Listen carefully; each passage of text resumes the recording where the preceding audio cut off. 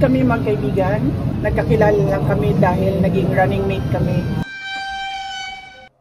Nagkamali ako sa paghingi ng tulong at suporta niyo para kay Pangulong Bongbong Marcos. I was on the mistaken belief that we were together on the platform of unity and continuity. Nagkamali ako, kaya hinihingi ko ang patawad ninyo.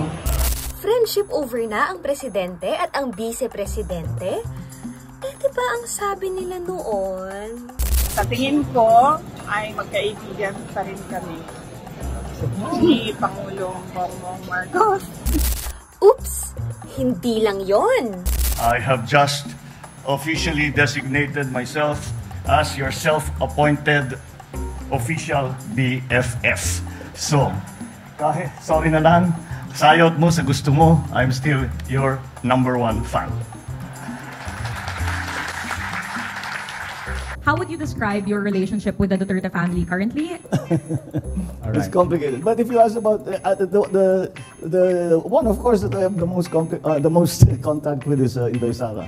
And how we were with each other during the campaign, after the election, I don't know, it hasn't really changed. Oh, we have no problem with each other. President Bongbong Marcos and I are doing good. We are okay in terms of our relationship, both personal and working relationship. Sir, how is your relationship with Vice President Sara Duterte after her family spewed vitriol against you, your wife, and your administration? It's exactly the same because she hasn't said anything of that nature.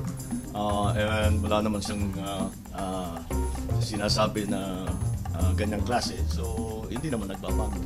Friends ba o hindi?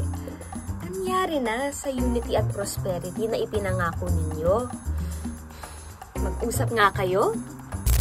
Nung nag-tender ako ng resignation, yun yung last na nagkausap kami ni President Marcos. Pero mukhang malabo pala.